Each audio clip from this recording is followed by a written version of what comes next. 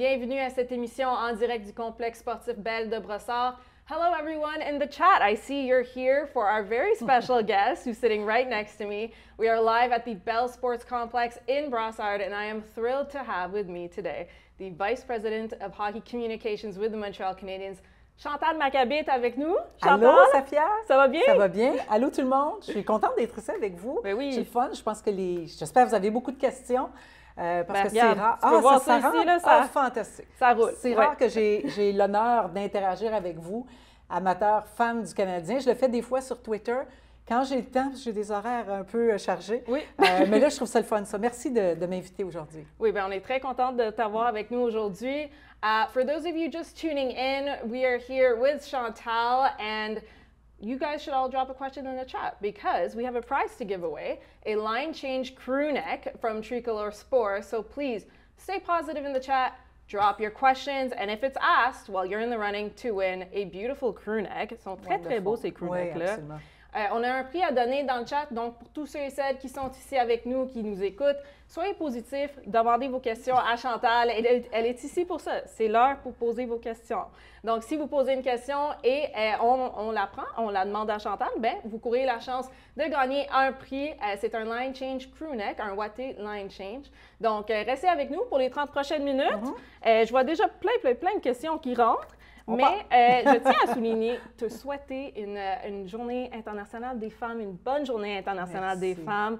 Je sais que tu célèbres aussi un autre anniversaire, une grande réalisation, le 8 mars 1984. Oui, ça remonte à loin, hein? Ça remonte à loin. Ça me fait vieillir, mais c'est la date de ma toute première émission à la télé. J'étais à Radio-Canada à Sherbrooke. J'avais fait le bulletin de sport. J'étais âgée de 19 ans.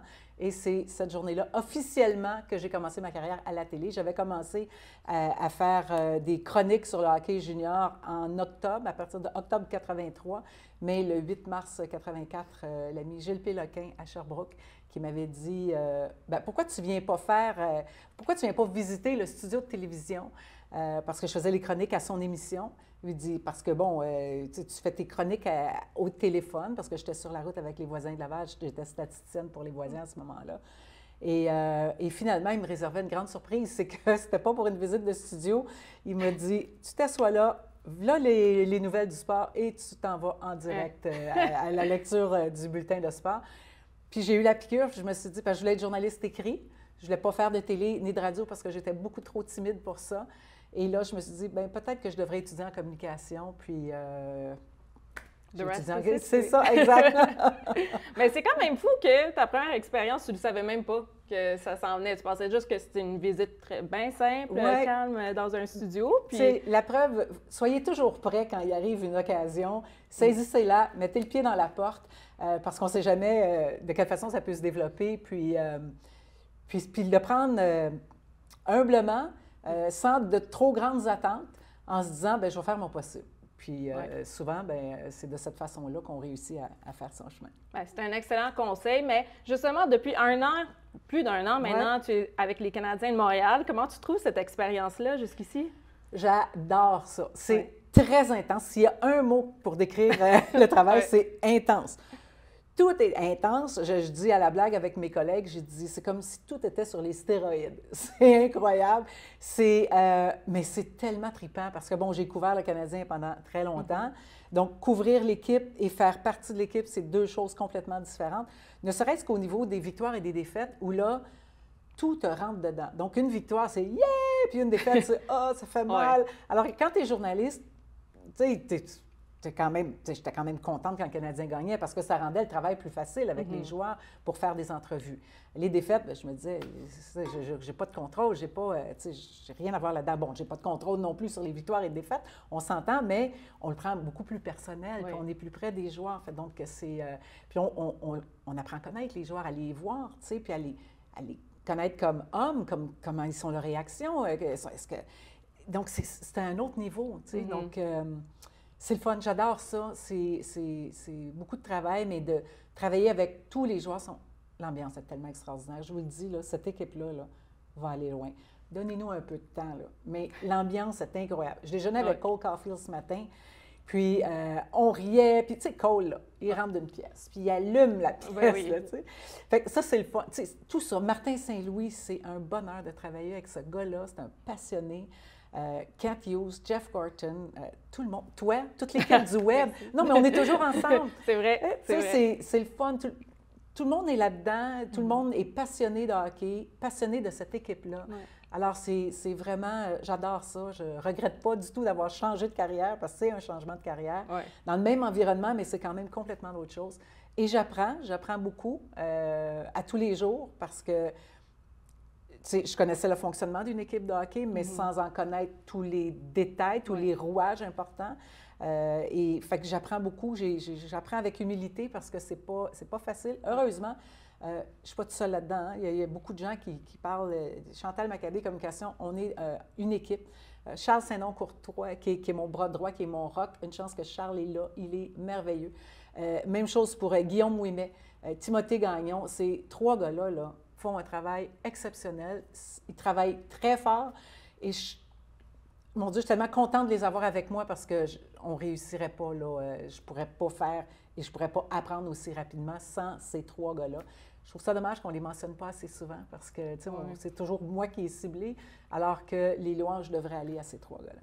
Bien, c'est sûr que c'est un travail d'équipe. Hein? Autant sur la glace qu'hors de la glace, on travaille tous ensemble. Exact. Puis je suis sûre qu'ils vont être heureux que tu leur as mentionné. Ah, mais je le fais tout le temps. Quand je fais des entrevues, je prends toujours le temps de les mentionner parce qu'ils travaillent dans l'ombre, mais ils travaillent extrêmement fort, puis ils méritent les louanges, absolument. Oui. Bien, avant de prendre les questions dans le clavardage, parce que ça rentre, là, ça n'arrête pas, ça bouge, ça rentre, je voulais te partager quelques statistiques intéressantes qu'on a ici quant à la représentation des femmes dans le groupe CH. Donc, 56 % des employés sont des femmes. Quand même un gros pourcentage, soit 20 % de plus que la moyenne des autres équipes de hockey professionnelles. Quand même très impressionnant. 55 des nouveaux talents embauchés en 2022, donc toi, sont des femmes. Et 60 % du comité de gestion est composé de femmes et 50 % de nos vice-présidents, dont toi, sont des femmes. Toi, tu as évolué dans un domaine où est-ce que tu étais probablement l'une des seules femmes pendant très longtemps. Donc, quand tu entends ces statistiques-là, qu'est-ce que ça te fait ressentir? Je trouve ça extraordinaire. Les femmes sont compétentes, travaillent très fort et ont leur place. Et enfin, les portes sont ouvertes. Et travailler pour le Canadien de Montréal, c'est un énorme privilège. Jeff Molson, on n'en parle pas beaucoup non plus de Jeff Molson, mais c'est vraiment un homme familial. Il veut que l'ambiance soit une ambiance de famille au sein du Canadien de Montréal. Il inclut tout le monde. Il est tellement gentil, tellement sympathique et il cares de ses employés. Donc, la porte est toujours ouverte dans le bureau de Jeff Molson. On se promène en haut, je fais le tour, je vais voir France, là, Jeff, es-tu là? Oui, allô, Jeff? C'est le fun. Ça ne me surprend pas, puis je trouve ça extraordinaire que le monde du hockey s'ouvre aux femmes. On a Marie-Philippe Poulin aussi au niveau de l'équipe d'entraîneurs, du développement des joueurs.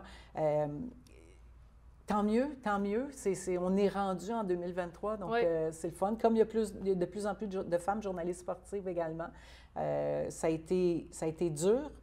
Ça n'a pas été vraiment de tout repos se rendre jusque-là, mais finalement, c'est accepté par les fans, c'est accepté par les patrons. On en cherche des femmes journalistes sportives. Alors, je suis très heureuse de cette situation-là. Je trouve ça... c'est très rassurant et merci à M. Molson de faire confiance à ces femmes-là aussi. Bien, c'est très vrai. Moi, je ne m'attendais pas à ça. Je ne m'attendais pas à quelque chose, que ce soit plus d'hommes, plus de femmes. J'ai juste pas passé. Donc, pour moi, ça a été une belle surprise de savoir que c'est possible de travailler dans le sport puis avoir une parité 50-50 entre les hommes et les femmes. Ça fait du bien à voir. Oui, absolument. Ça regarde bien pour l'avenir aussi, puis c'est bien parti. Oui. Bon, on va se diriger aux questions maintenant. J'en ai une ici de la part de... Bon, j'en ai tellement, mon Dieu. Pour faire le choix, ça va être difficile. Tant mieux. Bon, j'ai une question ici de la part de Alan QC. Salut Chantal, j'espère que tu vas bien. Ma question était, qu'est-ce qui t'a motivé de faire ce métier et rejoindre RDS et ensuite les Canadiens? OK, ça c'est facile à répondre, c'est Guy Lafleur. Dans les années 70, ça ne vient pas de mes parents ou de mon père. Ce n'est pas mon père qui m'a montré le hockey puis qui m'a parlé de Jean Béliveau, Maurice Richard. Pas du tout. Mes parents détestaient le sport. Mes deux parents travaillaient dans les cosmétiques et les parfums. Donc, ils m'emmenaient pas au forum, ils m'emmenaient voir des défilés de mode. Alors, c'était un peu différent comme ambiance familiale, mais à un moment donné, je me suis mis à regarder le hockey. Je me rappelle à un moment donné chez mes cousins, Guy et Serge. Je suis allée m'asseoir dans le salon avec eux, j'ai comme 10, 11 ans, puis ils regardaient le hockey, ils regardaient le Canadien de Montréal, et j'ai vu Guy Lafleur traverser la patinoire, et j'avais vu presque pas de hockey dans mon enfance, parce que je me rappelle avoir vu la série du siècle en 72, sans vraiment trop comprendre c'était quoi, à l'école, parce que c'était Canada-URSS, et les matchs en Russie se jouaient dans l'après-midi en raison du décalage horaire, et les professeurs regardaient le hockey, donc ils nous donnaient comme du coloriage à faire. Puis, parce que j'étais très jeune, j'avais 6-7 ans, là, et bon, ils ouvraient les téléviseurs et regardaient le match. Et je me rappelle que j'avais dit « Ah, ça a l'air intéressant, ça », mais sans rien connaître du hockey. Alors, on va quelques années plus tard et je vois Guy Lafleur, puis je dis « Wow ». Et j'ai comme un coup de cœur pour ce sport-là que je ne connais pas du tout, je ne connais pas les règlements. Et j'étais une élève je dis une élève ou une enfant très studieuse. J'aimais lire beaucoup, beaucoup, beaucoup. Ma passion, c'était la lecture. Alors, je suis allée à la librairie, à la bibliothèque plutôt, pour aller chercher plein de livres sur le hockey, les règlements, l'histoire du hockey. Et là, je me suis mis à lire le journal à l'envers. Donc, quand on recevait le Journal de Montréal, je le mettais à l'envers, je commençais par les sports. Et j'ai appris seule, et j'ai eu cette passion-là très, très jeune. De sorte que j'ai 11 ans, 12 ans, et je dis à mon père, moi, un jour, je vais interviewer Guy Lafleur et je vais être journaliste sportif. Et il trouvait ça bien trop. Il s'est dit, ça va passer, c'est sûr. Mais ça n'a jamais passé. Et c'est Guy qui a fait que j'ai eu cette passion-là pour tous les sports, parce qu'après ça, je me suis mis à regarder le basket, le football, le golf.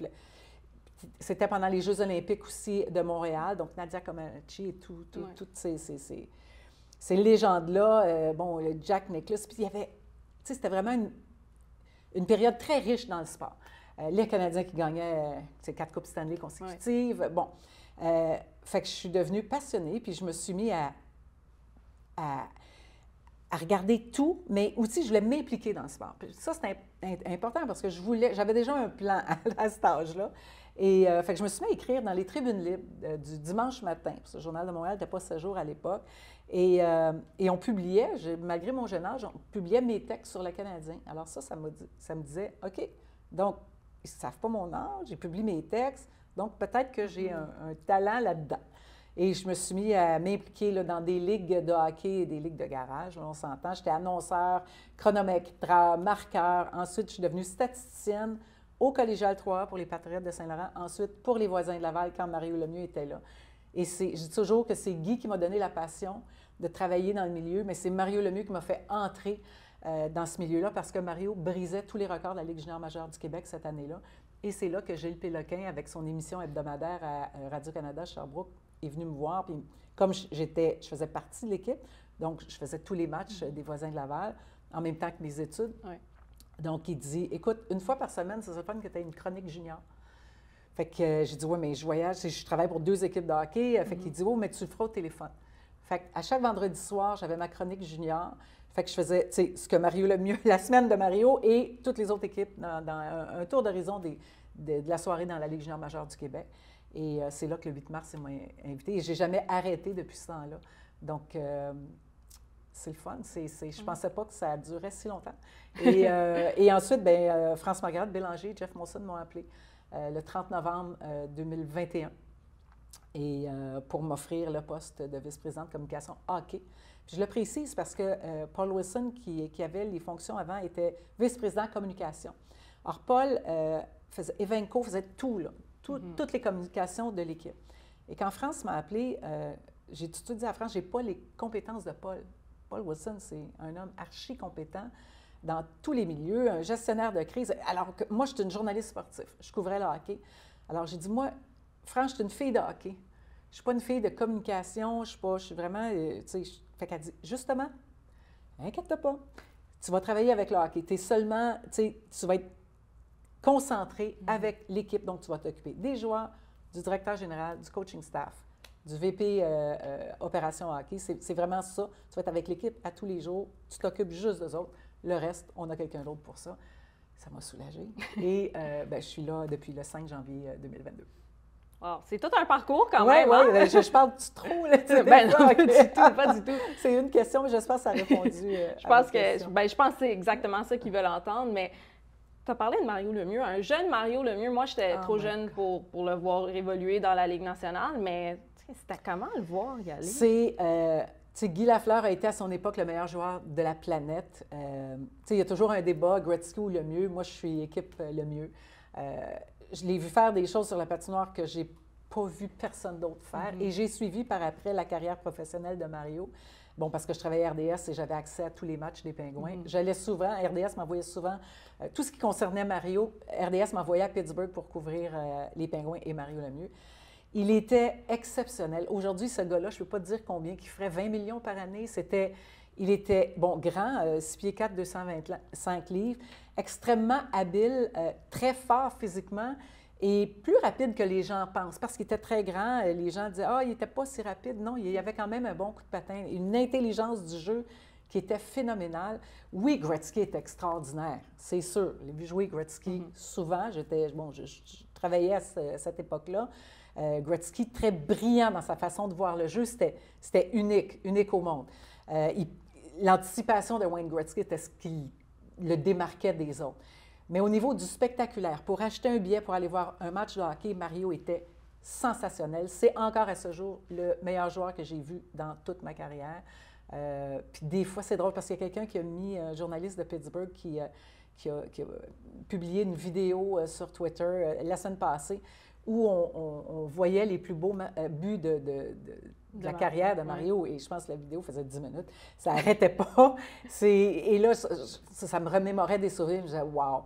Tu sais, quand il a marqué son premier but, à sa première présence, à son premier match, avec Raymond Bourque sur son dos, qui a traîné, qui était en échappé, qui est allé marquer, ça commençait de façon spectaculaire. Et si Mario n'avait pas été blessé, s'il n'avait pas eu le cancer, parce qu'il y avait les deux genoux, vraiment, il s'est blessé aux deux genoux souvent, son dos, et il a combattu un cancer. Donc, si ça n'avait pas été de ça, moi, je pense qu'il aurait pu battre les records de Wayne. Je pense que oui. Oui, bien, c'est beaucoup pour la santé, tout ça. Mais c'était un bonheur, un grand plaisir de voir jouer Mario Lemieux, absolument.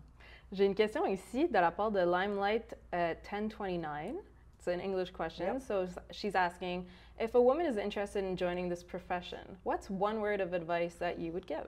Work hard and be passionate. I think the main thing, if you're passionate about what you're doing, you're going to succeed because you're going to be ready to work very hard because it's, in this business, it's a 7-day-a-week job. Yeah. It's, so you work every night, you work on weekends, you have Christmas off. That's about it. Yeah. But if you're passionate, you're going to do it. And believe in yourself. I think that's the main thing because when I started 30, almost 40 years ago. It's okay, no one's counting. So, I mean, nobody believed that I could succeed. There was no women covering hockey. Well, actually, there was Marcel Saint-Cyr and Liliane Lacroix was covering boxing. Liliane she entered the locker room at the farm. Oh, really? Oh, yeah. Okay. Oh, yeah. So, but when I started, there was none. So it was difficult. People were asking me, I remember I was in the arena at Laval and they were asking me, do you know what's going on the ice? Like, do you know what offside is? My goodness. They were questioning everything. So I believed that I could succeed and I worked very hard at it and I did. And, I did reach my goal. And so that would be my greatest advice. So don't be afraid. Because we're saying French, la peur est un anti-pouvoir. How would I translate that? Fear gets in the way of, the things that you want to achieve in this lifetime. It's very easy to not do something or go for it if you're afraid all the time. It could be for anything in life. Exactly, because a lot of women come to me and say, oh, I wanted to be Chantal Machabée #2, but, I wasn't sure at one point. I doubted myself. Don't ever doubt yourself, because if you cannot convince yourself, you will never convince anyone else.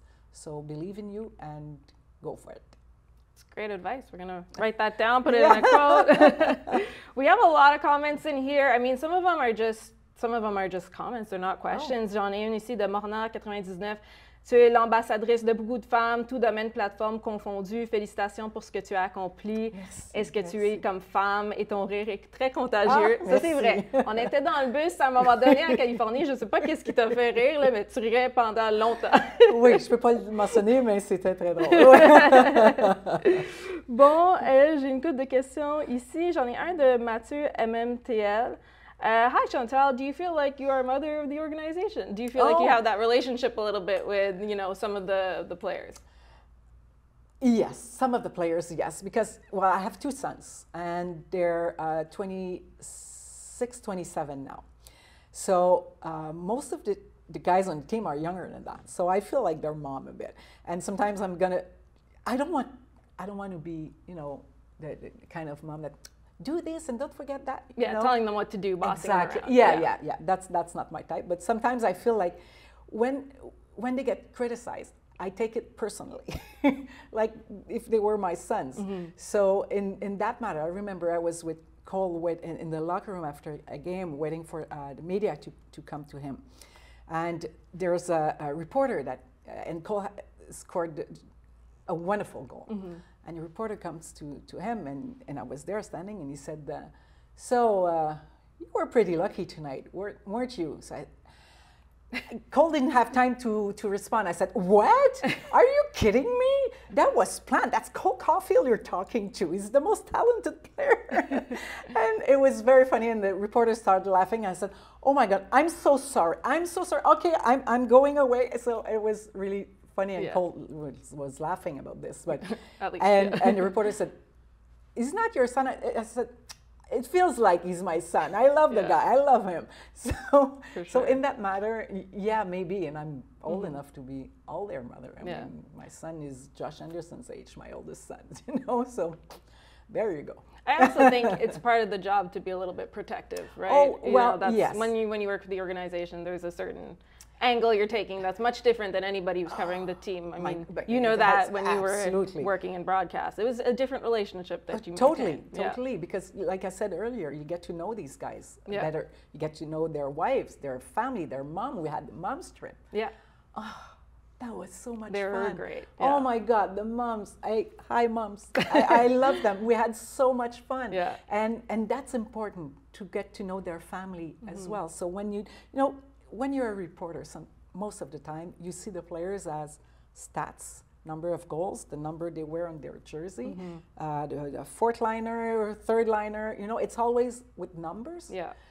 As when you work with the team, you see them as guys, kids, human beings, guys having fun, guys being passionate about what they do. Yeah. So yes, the relationship is different, and I'm like that. I'm like, we say in French, I'm mère poule. I am. It's in me. So, but yes, it's totally different relationship. I want to protect the guys. I want them to look good. I want them to be. I want fans to love the players on this team because they are great guys. Lots of great personalities on the team. Oh my God, for sure. They're funny. They're well educated. They're very nice people. Yeah. Great men. So I want that to come out. I want the fans to know that. I want the fans to get to know those players. And so, yeah, it's a fun job. Yeah. Well, you can see it in the chat. A lot of them are. I think they can see that a little bit with some of the players and how they interact and all that. So it's definitely appreciated. J'ai une question ici de Jojo 102214. Elle demande: quels ont été tes modèles de femmes inspirantes dans ta carrière? J'ai parlé de Liliane Lacroix plus tôt. J'avais été extrêmement impressionnée. Je lisais, la boxe, j'aimais beaucoup. Ça a été d'ailleurs le premier sport que j'ai couvert, la boxe. Bon, à part mes chroniques de hockey, là, mais quand je suis arrivée avec Radio-Canada à Ottawa, on m'a fait couvrir la boxe. Et j'adorais ça. J'aime encore beaucoup la boxe. Et Liliane, ça m'impressionnait. Je lisais ses chroniques dans la presse et je me disais, wow, une femme qui couvre la boxe. Elle était tellement bonne aussi. Donc, je pense que Liliane a été mon modèle. Sinon, il faut aller du côté américain, mais ce n'est pas une journaliste sportive du tout. C'est Barbara Walters. Ah oui. Que oui. j'adorais dans sa façon d'interviewer. Et j'étudiais beaucoup ce qu'elle faisait, comment elle posait les questions, comment elle arrivait à rendre ses invités aussi à l'aise. Et elle allait chercher des choses que personne d'autre, des révélations, des confidences que personne d'autre pouvait faire. Et pour moi, ça a été un grand, grand modèle. J'ai étudié beaucoup, beaucoup les entrevues que Barbara a fait et je la trouvais exceptionnelle. Fait que ça a été mon modèle féminin. Oui, Barbara Walters, c'est toute une légende. Elle est décédée il y a quelques mois, là, mais j'ai eu beaucoup de peine parce que je l'ai trouvée... c'était une professionnelle, une pro, vraiment. Ouais. Est-ce que tu as le temps pour une autre question? Mais oui, Chantal? certainement, absolument. J'en ai plusieurs ici. Donc, j'en ai une de Alexandre Lemelin. Elle demande, « Salut Chantal, qu'est-ce qui te rend le plus fière lorsque tu parles de ta carrière jusqu'ici? »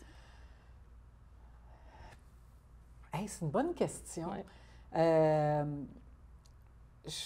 J'ai eu la chance de faire beaucoup, beaucoup de choses. J'ai travaillé sur les Jeux olympiques.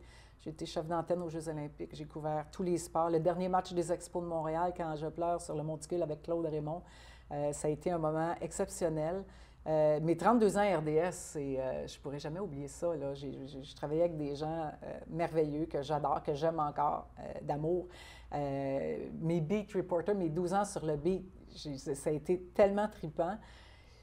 Mais travailler pour l'équipe de Guy Lafleur, c'est probablement le plus grand privilège que j'ai eu dans ma carrière. Ça doit être difficile. Tu sais, quand tu étais à RDS, tu disais probablement, OK, ça, là, il n'y a rien de mieux que ça. Puis là, tu reçois le coup de fil de France, puis tout à coup, il y a quelque chose qui est juste, il est peut-être à la même hauteur. Tu sais, c'est différent, c'est sûr. Exact. Mais qui... Tu sais, c'est comme tu dis, c'est l'équipe de Guy Lafleur. Ouais. C'est quand même fou quand tu y penses. C'est boucler la boucle, en quelque sorte. Et oui, c'est particulier. C'est autre chose, mais c'est extraordinaire en même temps. Puis, tu sais, je suis encore en mode apprentissage. Alors, je demande votre patience dans certains dossiers. Je suis en train d'apprendre tout ça, mais quand j'ai appelé France, puis je dis c'est un honneur de travailler pour l'équipe de Guy Lafleur, c'est exceptionnel. Puis en plus, parce que, tu sais, mon but quand j'étais jeune était de devenir journaliste sportif, de couvrir le Canadien de Montréal, le hockey particulièrement, pour interviewer Guy. Mais j'ai jamais pensé que j'aurais pu travailler pour le Canadien de Montréal. C'est drôle parce que je me disais, il y avait peu ou pas de femmes dans le milieu, puis je me disais, mais c'est pas grave, ça, je vais le faire. Tu sais, je suis capable de traverser ces barrières-là, mais ça ne m'a jamais traversé l'esprit que j'aurais pu travailler pour le Canadien de Montréal parce que ça n'existait pas. Puis, dans ma tête, c'était impossible qu'une femme puisse travailler avec les opérations hockey chez le Canadien de Montréal. Pour moi, même comme petite fille, puis même en grandissant, puis même dans les années que j'étais à RDS, c'était juste inatteignable, donc j'y pensais même pas. Donc, quand j'ai eu cet appel-là, j'ai fait « Oh, wow! OK, je vais prendre le temps d'y penser. » Ça m'a pris un mois avant de donner une réponse parce que j'étais comme « Wow, OK! » C'est drôle parce que mes fils étaient « Mais comment, Mom, qu'est-ce que t'attends? » Rappelle tout de suite, voyons.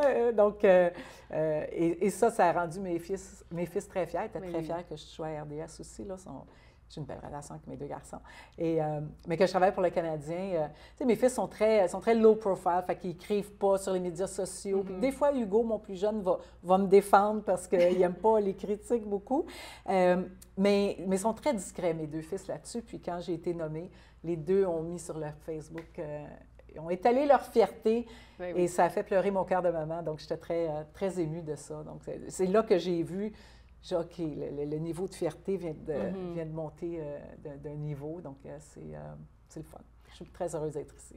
Bien, je me souviens de ce jour-là, on était sur Twitter, tu sais, nous, on travaille dans les réseaux sociaux, fait qu'on regarde tous les commentaires qui rentrent, puis c'était que du positif quand on a annoncé ton embauche. Même du côté des médias, c'était tout, tu sais, des félicitations. C'est sûr que tu as dû ressentir ce support-là de pas mal tout le monde, pas juste tes fils, mais tes collègues, les fans, tu sais. Je pense que c'est venu de partout un peu. Mais je ne m'attendais pas à ça du tout. Non, hein? D'ailleurs, mon fils Hugo m'avait dit, quand j'ai accepté, il m'a dit, il était super heureux, mais il dit, je vais me retirer des médias sociaux, maman, parce que c'est tellement un honneur pour notre famille, pour nous, de voir que tu es là.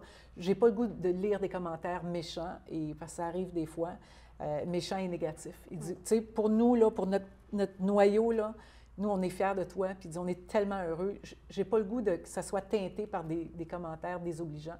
Alors, il s'est retiré des médias sociaux, mais là, c'est ses amis qui écrivaient « Hey Hugo, bravo pour ta mère, on est tellement contents. » Puis il dit « Va voir, il dit « Hey, pas peur, va voir les commentaires, tu vas voir, ils sont positifs. » Puis là, il est allé, puis là, il dit « Mom, faut que tu vois ça. » Fait que moi non plus, j'osais pas regarder. Puis là, je me suis assise avec lui, puis là, on a regardé. Puis là, vous m'avez fait pleurer, là. C'était extrêmement émouvant de voir cet accueil-là que vous m'avez fait. C'est indescriptible parce que comme média, j'avais jamais eu ça. J'ai eu beaucoup de critiques, j'ai eu des menaces de mort, j'ai eu des choses, des commentaires désobligeants, des commentaires dégradants. Ça fait partie de ma carrière de journaliste sportif. Malheureusement, c'est comme ça quand tu es une femme dans un milieu d'hommes puis que tu essaies de te frayer un chemin. Ça a été extrêmement difficile. Fait que je n'étais pas habituée à avoir une vague d'amour comme celle-là. Ouais. Et c'est incroyable ce que j'ai ressenti. Vous m'avez donné beaucoup, beaucoup d'énergie et ça m'a fait beaucoup, beaucoup de bien. Et je continue de travailler très fort, puis je veux tellement en faire pour vous autres, pour vous rapprocher de cette équipe-là. La dernière année, il y a eu des hauts, il y a eu des bas, mais j'apprends à travers tout ça. Puis j'aimerais ça que vous sachiez que mon objectif, puis l'objectif de toute l'équipe des communications, puis de toute l'équipe du Canadien de Montréal, c'est qu'il y ait une histoire d'amour entre vous et nous. Et ça, c'est important pour tout le monde, pour les joueurs, pour la direction, pour Jeff Molson, France et tout le monde, Safia, tout le monde. On aime cette équipe-là passionnément, puis on espère pouvoir vous transmettre ça. Et c'est l'objectif de tout le monde ici. Puis merci d'être avec nous, puis de nous supporter comme ça, puis de nous supporter via les joueurs, via le site Web. Vous faites tellement un travail extraordinaire. C'est fun. Non, mais c'est fun de voir. Tu sais, je voyais justement, tu sais, Nick, Cole, Slav, même si ces gars-là sont blessés, sont toujours ici. Ça en dit beaucoup, soit dit en passant, parce que ça n'a pas toujours été comme ça. Donc, tu sais, de voir que cette équipe-là est unie puis qu'on s'en va dans la bonne direction. Merci d'être derrière nous. On sait que c'est une année qui n'est pas facile avec les blessés, avec les défaites, mais vous êtes encore là. Puis moi, ça me fait... J'en reviens toujours pas. Tu sais, le dernier match contre les Panthers de la Floride l'an passé, c'était 10-2 que ça finit, ou 10-1. Oui. Vous avez fait, c'est ça, vous avez fait l'ovation, vous avez fait la vague, vous avez fait l'ovation. C'était incroyable. Puis j'en parlais avec les joueurs, les gars, on a les meilleurs fans de la Ligue. Puis je suis bien placée pour en parler parce que ça fait des années que je vais dans tous les arénas de la Ligue. Il n'y en a pas d'autres fans comme vous autres. Il n'y en a pas d'autres.